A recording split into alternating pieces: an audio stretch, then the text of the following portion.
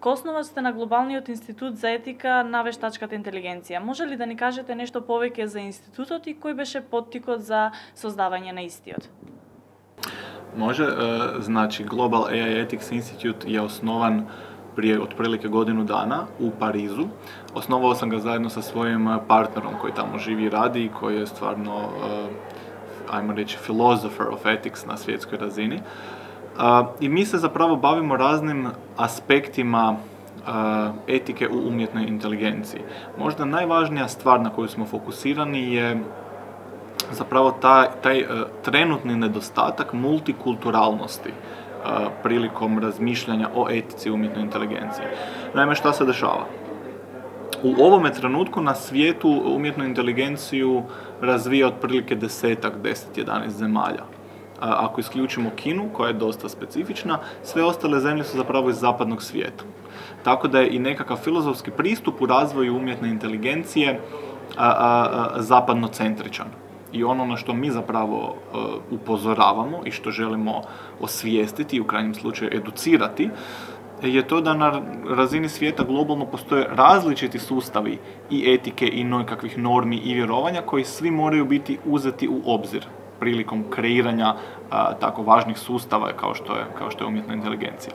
Iz tog razloga smo kreirali znači taj institut. Sakupili smo jako zanimljive članove instituta i nekakav izvršni odbor i savjetodavni odbor. Znači, mislim da imamo iz otprilike 20 zemalja iz cijeloga svijeta članove koji se bave pitanjima umjetne inteligencije i etike i koje onda možemo pozvati kad imamo neki naš projekt, hoćemo napisati nekakav članak, nekakvo istraživanje itd. Tehnologијата за вештачка интелигенција има голем потенцијал. Но колку владата е свесна за тој потенцијал и која е нивната улога?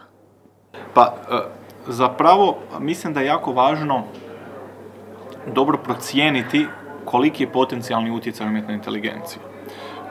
Naravno, ne slažu se svi oko toga još, ali ono što je moguće da će se desiti, i što osobno ja vjerujem, je da umjetna inteligencija će postati nešto što se zove general purpose technology.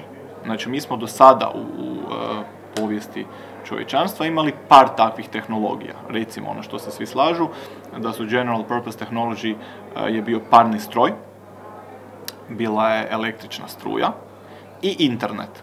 Znači, to su nekakve tehnologije koje su utjecale i transformirale cijeli svijet.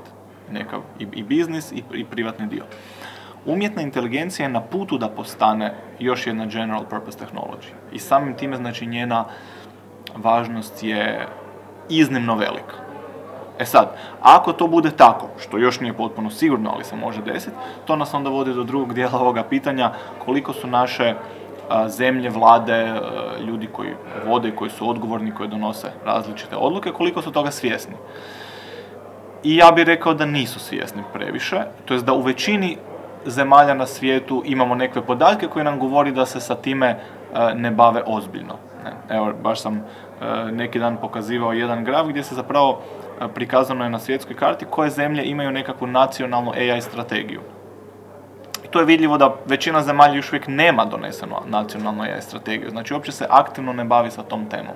Šta se mora napraviti, gdje ćemo se usmjeriti, koje ćemo resurse dedicirati. Imamo par klastera u svijetu, znači, Sjedinjene Američke Države, Europa sa par zemalja koje nešto rade i mi koji ih pomalo, ajmo reći, pratimo. I naravno Kina i nekakve pojedinačne iznimke praktički kao Izrael. Većina zemalja, nažalost, još uvijek nije niti blizu da bude na razini pozornosti koju usmjerava na tako važnu temu. Koliko ja znam, koliko imam informacije, niti jedna zemlja na Balkanu ili čak u Istočnoj Europi nema pretjerano razvijenu strategiju ili uopće nemaju razvijene nacionalne strategije. Postoje neke zemlje, mi čak u Hrvatskoj, mi znamo donijeti neke dokumente. Znači, nešto što je napisano na papiru, imamo neku viziju, strategiju gdje želimo biti. Jedna stvar je nešto donijeti i to nije loše, treba se s nečim krenuti, ali druga stvar je egzekucija. Tako da mislim da pred svima nama, ovako skupno govoreći, predstoji jako velik posao. На самитот го отворивте прашањето за свесноста на земјите за ризиците од заостанување во развојот на технологијата и вештачката интелигенција. Колку регионот и земјава се свесни за таквите ризици? Mogu čak i donekle generalizirati svoj odgovor. Znači, mi se ne razlikujemo od svih ovih ostalih zemalja po svijetu koje su nam slične i po veličini i po pristupu, kojima nedostaje nekakva proaktivna strategija rješavanju toga problema. Znači, odgovor je prilično jednostavan i donekle razočaravajući. Nisu svjesni rizika. Uopće o tome ne razmišljaju. Nisu svjesni ni da rizici postoje. Naravno, nema još puno istraživanja koje direktno odgovaraju na to pitanje. Ja se nadam da ću ja završiti kroz koju godinu neka istraživanja na tu temu, ali već imamo dosta zanimljivih članaka od vrlo ozbiljnih firmi koje nam daju direktno ili indirektno odgovore. Ono što je problem je da mi zapravo svi mislimo po dosadašnjem iskustvu da kao što sve zemlje imaju koristi od dosadašnjih tehnologija, da će tako biti i u budućnosti. Znači, ako se otkrije internet, svi imaju danas koristi od interneta, veću ili manju, to je sad zanimljivo za promatranje.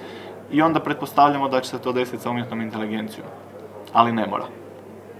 Ono što je recimo pokazalo jedno McKinsey-evo istraživanje, koje sam ispomenuo danas, oni su otkrili da mjerili su nekakav predviđeni cash flow. Znači, zemlje koje razvijaju umjetnu inteligenciju promatrajući njihov cash flow, oni će imati nekakvu korist koju su oni izmjerili i rekli ona je nekakvih 122% boda. Ali radi se o 10-ak zemalja. Onda imamo zemlje koje su, ajmo reći, nekakvi late adopteri, oni će već imati 32 boda nekakve koristi, ajmo tako reći. Znači već 4 puta manje. I onda dolazi ova treća skupina, to su ove zemlje koje zaostaju, kojih je znači preko 100 na zemlji, koje ne da neće imati malu korist, nego će čak biti u minusu. I to je zapravo jedan od rizika koje ja mislim da većina ljudi i većina vođa zemalja uopće nisu svjesni. Da nećemo se mi negdje približiti ostalim, nećemo i mi imati nekakve koristi od toga, nego će samo razlike koje su postojeće veće će postati još veće. Ne znamo samo koliko će postati veće. Znači razlike koje su sada puta 5 ili puta 10 mogu postati razlike puta 100 ili puta 1000. Nezgodno. Pitanje obrazovanja i ljudskog kapitala je tu možda čak i centralno. Ono što je jasno, recimo mi u regiji, koliko imam nekakav benchmark, mi zapravo stvaramo solidno dobre kadrove. Imamo relativno dobro obrazovanje još uvijek. Može biti bolje. Ali naš problem je da, nažalost, nemamo puno ljudi i ne možemo stvoriti desetke tisuća ili stotine tisuća inženjera. Tako da moramo se, i postoje nekakvi načini, moramo se usmjeriti, pametno odabrati i odlučiti da napravimo maksimum s onim što imamo. Znači tu nema prostora baš prevelikog za rasipanje. A s druge strane, ono što bi bilo idealno je naći načine kako da privučemo ljude iz drugih dijelova svijeta da dođu kod nas. Znači, to je uostalom praksa koju koriste ostale najprogresivnije zemlje na svijetu. Znači, Sjedinjene Američke Države godinama, već desetljećima, kupe najbolje i najpametnije studente iz cijeloga svijeta. Čak i u ovome trenutku, recimo, skoro 30% njihovog kadra umjetnoj inteligenciji dolazi iz Kine. Dolazi se tamo obrazovati i onda velik dio ostane.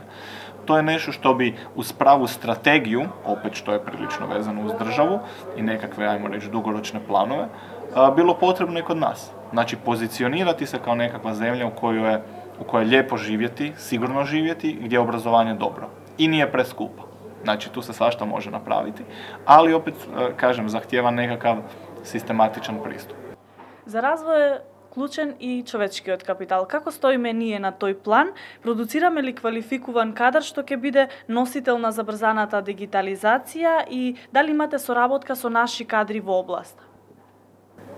Pa koliko znam, postoji određena vrsta suradnje, prekogranične, između Hrvatske i Makedonije. Znam da je određeni broj profesionalaca iz Makedonije otišao iz zemlje i dio njih se preselio u Hrvatsku. Tako da evo i danas sam imao razgovore s nekim kolegama koji su se malo požalili da im neki zaposlenici odlaze u hrvatske firme. Na što ja mogu reći samo, ok, ako oni idu, vjerojatno ih ne možete zadržati tako lako sada. A bolje da onda dođu u Hrvatsku nego da idu, ne znam, u Njemačku ili u Englesku ili još dalje negdje. Zato što bit će bliže kući, veća šansa da se vrate, a i češće će se moći vraćati barem povremeno nazad. Tako da mislim da postoji i zapravo da ovisimo jako puno u budućnosti o još boljoj i većoj suradnji. I u smislu nekakve razmjene edukacije ljudi, ali i recimo razmjene podataka.